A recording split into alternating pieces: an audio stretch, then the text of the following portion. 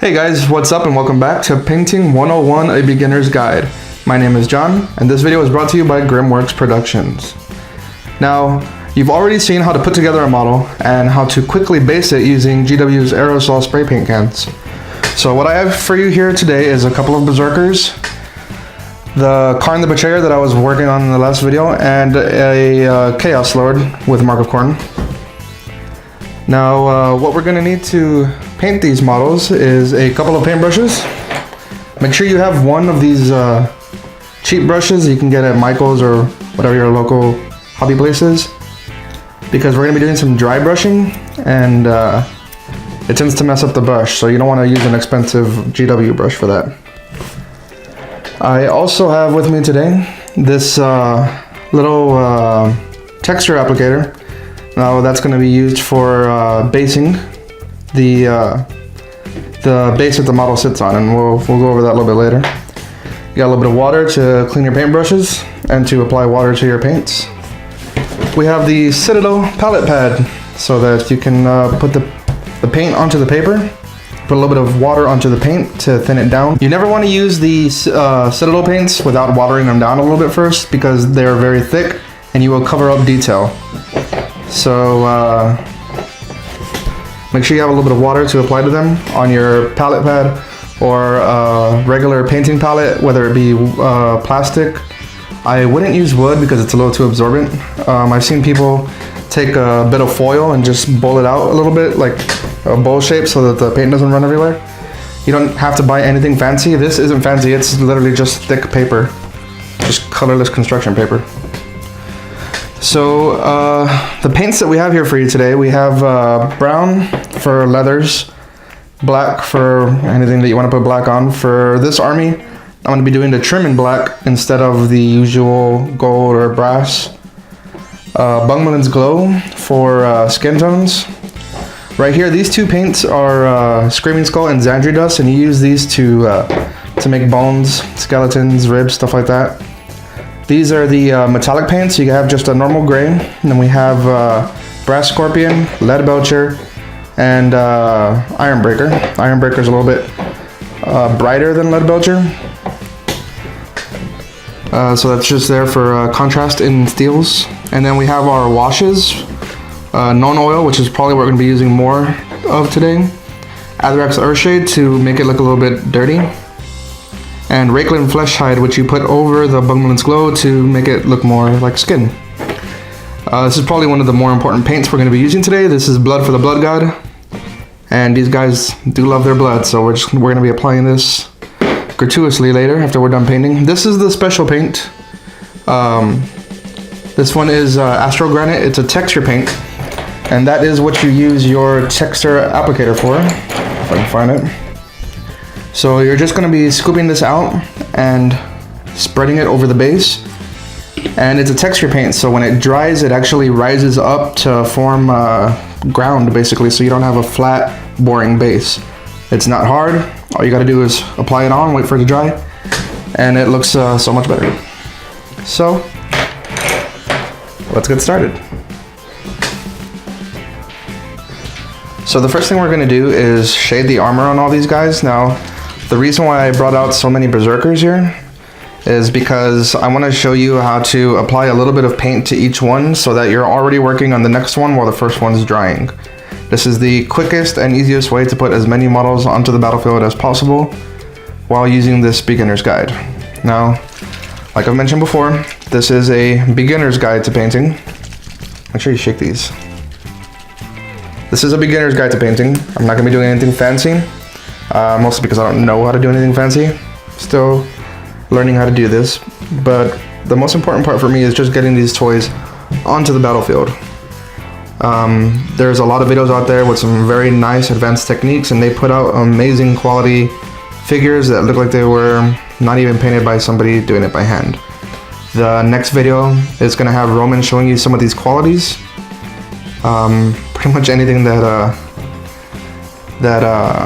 Roman knows how to do, I am still trying to catch up on. But I have come up with a few things to quickly put toys onto the battlefield that I think might be a little unique to me, if not specifically to me, to a lot fewer people. Now, one of the things you would do with a shade like non oil is you would paint places that the sunlight isn't really going to show on. This is casting a shadow onto the miniature to give it an even better 3D effect. So you would just apply it under armpits, under chins, behind knees, under the butt, under the jetpacks, anything that's casting shadow, under the eyebrows. So that's the normal way to do it. I like to just kind of cover the whole model with this stuff. Make it nice and dirty. It's going to be adding a lot of detail that would normally take several layers of different colored paints. It is going to have a very dirty look to it, but these are Marines. They have been fighting for over 10,000 years. Nobody expects their armor to be perfect, so just liberally apply this all over the model. Even places you're going to cover with another color, like the chainsword, where you're going to cover it with your metals and your grays. Just cover it without even thinking or worrying what you're covering. Cover the whole thing. Non-oil is very dark, so if you're using colors like yellow or green or blue, you might want to go with the I'm sorry, hang on. How do you pronounce this? Agrax Earthshade. So any of your lighter colors, you're going to want to cover with Earthshade instead of non-oil, because non-oil darkens everything. And if you're playing Imperial Fist or I don't know, is anything orange? Just anything with the lighter armor color. Use the Earthshade so you don't make it too black. So now that the whole model is covered, you just need to set it down to dry. Now shades, even though they're a lot thinner, they take a lot longer to dry than regular paints. So I'm just gonna put this one down, and then we're gonna skip ahead, and by the time you come back, all of my models will be covered in non-oil. So now that all my Marines have been covered with non-oil, they're all a little bit darker. If you want it more darker, just wait for it to dry and go over it with a second coat of non-oil, or let the non-oil dry and then go over it a little bit with Earthshade, with the Agrax Earthshade, to get it even more dirty. Now what we're going to do here is we're just going to paint a little bit on the sword with our lead belcher, and we're going to put it down to dry. I'm going to pick up the next model, paint the same little bit, put it down to dry, so on and so on. You do this with a whole unit of 10 or 20 or 30 if you're playing orcs and guardsmen, and it gets you done a lot quicker. So you would just apply a little bit of paint to your palette paper, dip your brush into water a little bit, bring the water into the paint, mix it up. Now it's going to thin out the paint so that you're not covering up any detail. These are really small toys with really small detail. The detail is there though, so you don't want to lose it. Now all I'm doing here is applying the lead belcher to the chain of the chainsword.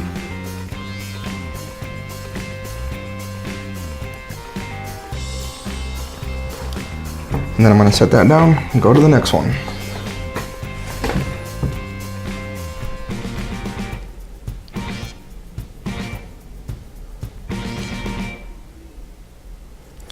Don't worry about painting out of place, because you can always come back with your original color, in this case corn red, and cover up any detail that you accidentally hit with your lead belcher.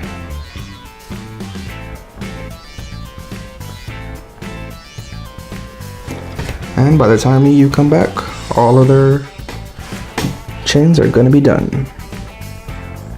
Now that you see how easy it is to paint a 10-man or more squad, working in a straight line, doing a little bit on each model. Right now we're just going to bring the focus into one model so we can finish it up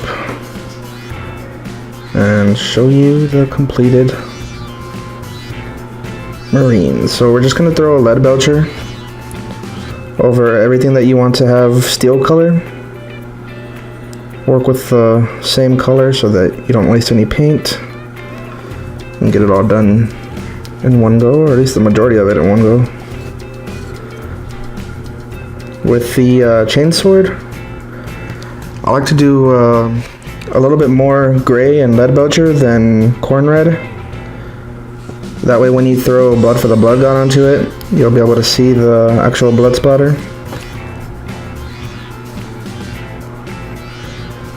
So we're trying to be a little careful not to get too much paint onto places it doesn't belong, especially on his weapons. It's easy to get the lead belcher onto his fingers where you want the corn red to be. But that doesn't mean that if you get any on there that you're not going to be able to go back with corn red and cover it up. So don't be super nervous.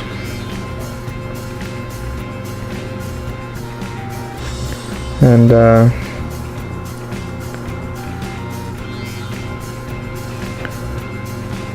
remember, don't just paint everything one single color.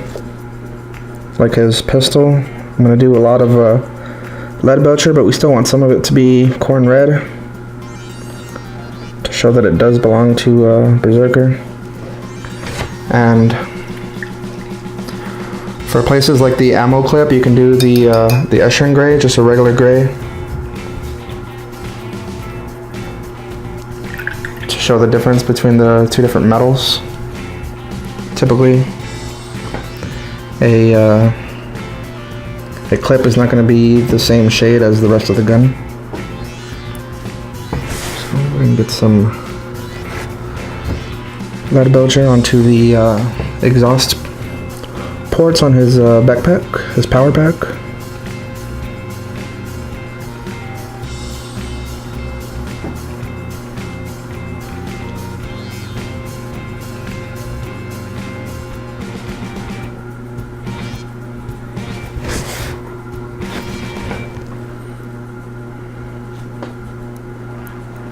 We're gonna get some onto, actually, it looks like for right now there's not going to be much lead belcher on this particular model, but a lot of Berserkers come with chains and extra wiring from the power armor. You can go ahead and cover all that in lead belcher. This one looks like it's going to be pretty simple.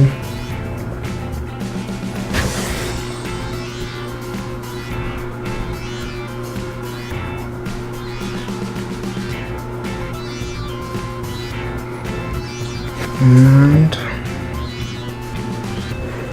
now that we are done with our lead belcher, we're going to move on to the next color, which for Berserkers is typically brass, bronze, or a really dark gold for the trim. But my Berserkers are part of the Khorne Demonkin, and they are part of a faction called the Eights Guard. And their trim is actually done in black. So instead of being Khorne red and bronze, they're going to be Khorne red and Abaddon black. So put a little bit of paint into our paint palette, a little bit of water or water down the paint. And we're going to do our trim around the shoulder pauldrons.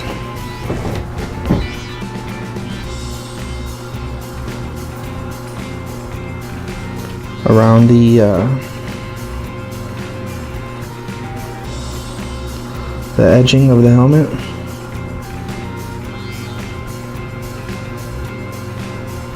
Around the edging on the pants. The chest. Remember, if you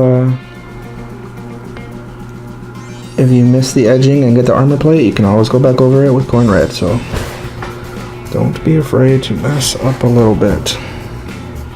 Okay, so all the trim that would normally be done in a gold or a bronze, I did in black for my 8th Guard Legion. I'm gonna go ahead and use brass for the Khorne sigils. He has one on his chest and one on his knee. And looks like those might be the only two. Oh, we have one on the bolt gun here. So we're gonna go ahead and get those three things with the brass real quick, because corn red and brass is the signature color of the World Eaters, and I want to have that on there.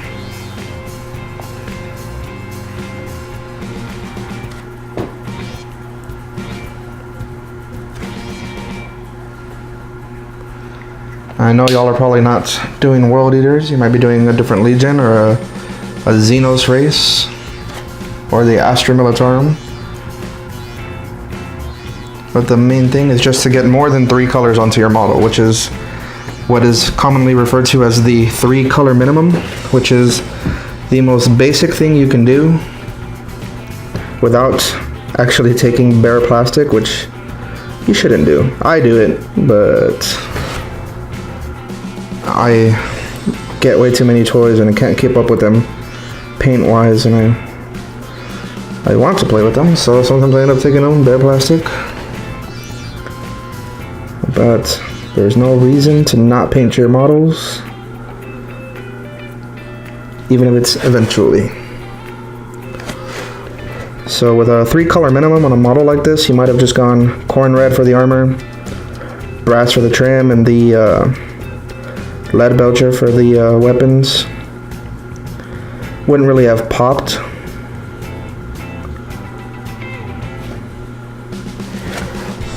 I think 5, possibly 6 colors is a pretty good place to be for a beginner's model.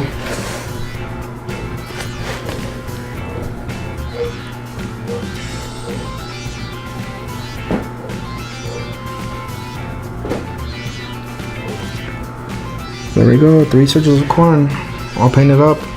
Once those 3 dry, I'll probably hit it again with the brass. And anytime you're doing a shiny metal color like gold or brass or bronze, you can actually hit it with your Rayclan flesh hide wash, and that'll give it more of a realistic look instead of just a bright uniform metal color. So now we're gonna go ahead and move on to our Eshin Gray. There's not a lot of things that are gonna be Eshin Gray, so you don't need to put too much paint into your palette. Just apply it. Mix in your water.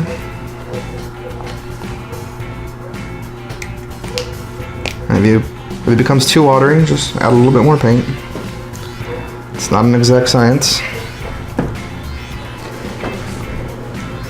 And we're going to go ahead and work in on this chainsword here. And this might apply to other colors besides just corn red. If you're doing Iron Hands, where it's mostly black, go ahead and make your chainsword a different color. That way when you throw Blood for the Blood God onto it, you can actually see it.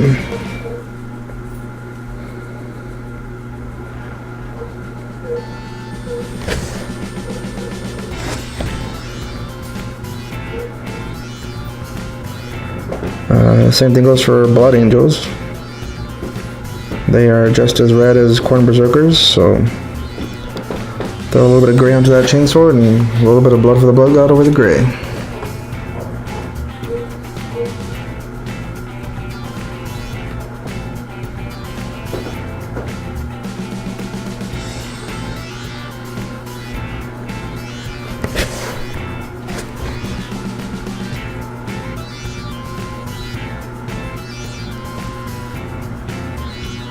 Or some people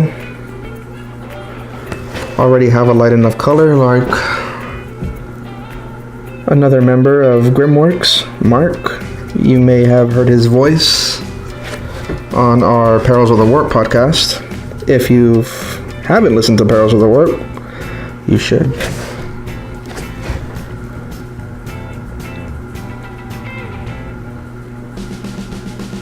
But Mark is going with Imperial Fist, so his models are going to be all yellow, which means you can cover those for days in Blood for the Blood God, and it's going to show very, very well against that paint scheme.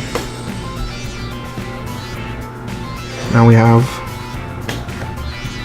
gray swords with metal blades, and once you throw the blood on there, you'll be able to see it very well, even from a little bit farther away.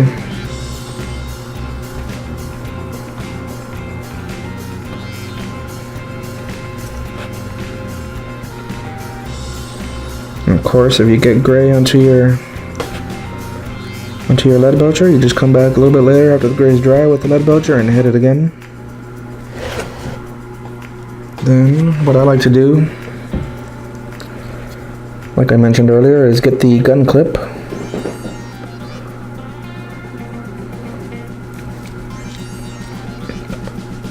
I don't know how many of you actually have guns at home, but this video is currently being made in Texas, where everybody has a gun at home. And a gun clip is typically a different color than the rest of the gun.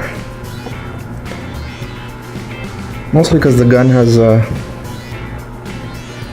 it's designed to look sleek and pretty, and the clip, which is generally hidden in the handle, it's just a rough metal because nobody's supposed to see it, so they don't worry about making it shiny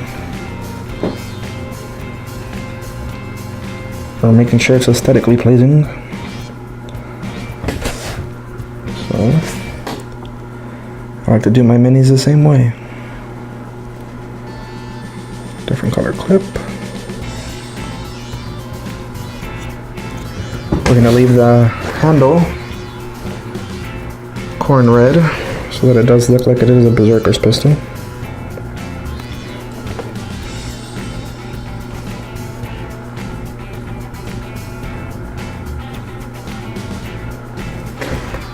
And once that dries off, go ahead and hit it again. You always want to get a second coat at least over some of these colors, especially when you're painting over an already based model that's based with a bright color like corn red, because if you miss any spots, you're going to see it right through the paint.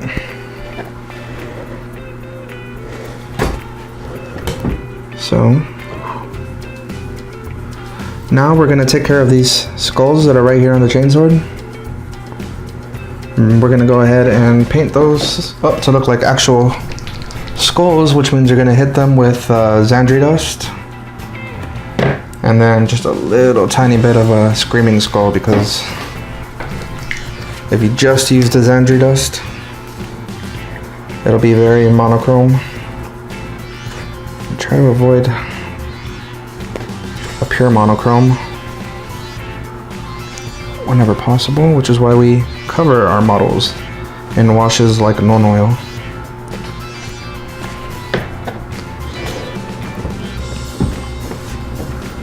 So just lightly get the skull and wait for it to dry. Give it a second hit with the Xandri dust. And then just throw a little bit of screaming skull around the eye sockets, around the nose, a little bit over the teeth. And that'll get you a more 3D effect, even though it is a 3D model. Alright guys, so like I mentioned before, one of the last things we're going to do is just add a little bit of this screaming skull around the skulls that we painted on the chainsword. So we're just going to go a little bit around the eye sockets.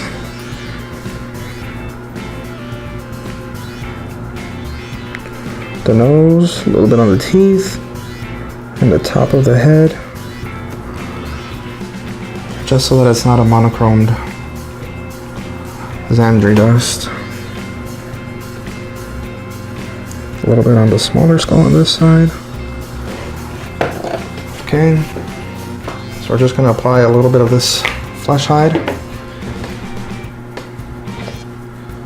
I like to wipe it off with my finger now, just to make sure I don't have too much on the brush. This is one of the few things you don't have to put onto the palette paper, because it's already really watered down. So we're just going to cover the bronze and the flesh hide. That'll give it more of a warm look, more of a natural looking bronze. Then we're going to take our earth shade and apply it over all the grays that we've done to make it look nice and used.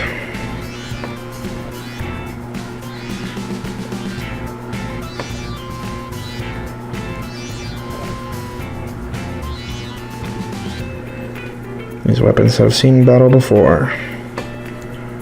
Some of them, no matter how many times you clean them, they're never going to get back to their original sparkle. Especially not after 10,000 years. So, our grays have been washed. Our bronzes have been washed. And you can take just the tiniest bit of that earth shade and go ahead and gently get over your skulls. And that is a nearly complete mini right there. And once you do all 10 of them, doing a little bit on each one, putting it down to dry, move on to the next one, do a little bit, put it down to dry. Shouldn't take you that long to get 10 of them done. The last thing I want to show you, I mentioned earlier, it's called dry brushing. So you take a brush that you don't mind getting messed up. We use the smaller one. And you're gonna get some paper towel. You're gonna go back to your lead belcher, shake it up, get a little bit onto the tip of your brush, and it seems counterproductive, but you're actually gonna wipe the paint off of the brush onto this napkin. Just dig it in there a little bit, move over a little bit, dig it in. You're not going to eliminate 100% of the paint from this brush without water, but that's exactly what you want. You still want some of it on there. Now you just have pigment on here, no oils, or at least minimal oil. And like I mentioned with the gun and the sword multiple times, these guys have been fighting for 10,000 years. Nothing is going to be perfect. So you're going to lightly dry brush with your pigment, free of most oils, and you're not going to cover up the paint. You're just going to dab a little bit onto places like the knees, around the foot of the boot. It's been crunching on that gravel and all those rocks and mountaintops. Drops to one knee to get a better aim, so one of them might be a little more messed up than the other. Gets close enough to hit somebody in the face with an elbow, so we'll use his sword arm would dirty up the elbow, because that's probably where he's been punching people with. We'll also put some on the knuckles. Now, he himself has probably been hit in the face a few times. So we're gonna get the front of his helmet, a little bit over the back of his helmet. His backpack's probably taking a lot of damage.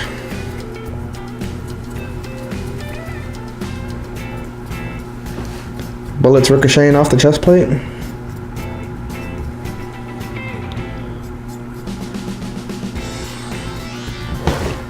And we have paint that appears to be peeling off in places thanks to your dry brush. Look at that knee right there. That's a good one right there. Drop to a knee, take a shot. Drop to a knee to avoid a blade that's coming at your head. So the paint's still there. It just looks like it's been scratched off. And that is one of my favorite techniques, is applying lead belcher to make it look like the paint's been scraped off. So that actually that puts paint really deep into your brush. So make sure you clean that one off really good, because it's going to be in there.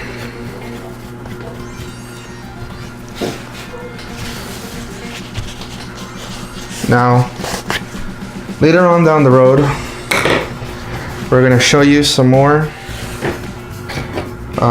detailed model basing, but the whole point of this video is to get your models out there as quickly as possible. So we're gonna do the very, very basic. You can see how it's unlike any of your other paints. It's thick and pasty, and you want to just get a nice little clump. Apply it to his base. Spread it out. Do not use a brush for this because you are going to mess up that paintbrush to where it'll never be usable again. That's what this applicator is for. You don't have to use this particular applicator if you don't want to spend $5 on a piece of plastic. You can probably use a toothpick or a Q-tip if you take off the cotton.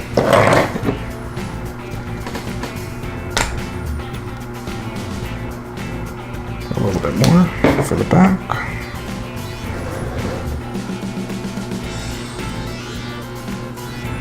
Make sure you scoot it in around the boots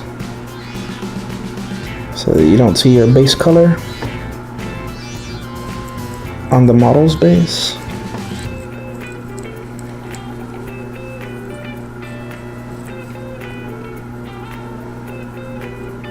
Don't worry if you get a little bit on the outside of the boot, because this, I want to guess 600 pounds worth of marine with the giant Astartes and all the heavy armor. Anything he steps on, he's going to get a little bit of it on the bottom of his boot. Alright, that was simple. Cover the whole base, and when that dries, it's actually going to rise up, kind of like bread, and you're going to have very basic but present detail. And that is a ready to go miniature, ready to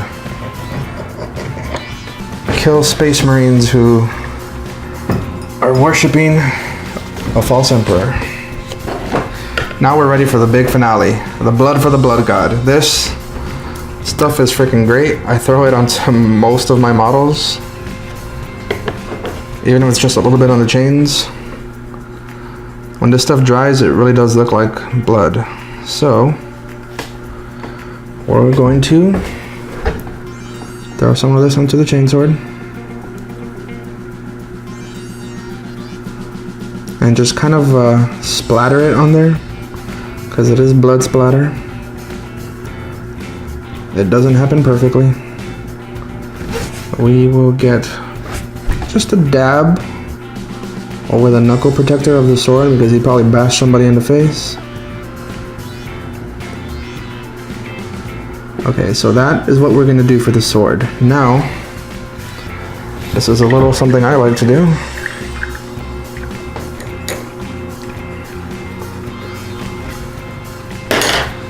You're going to get your fingernail and gently dip it in there, and blood splatter.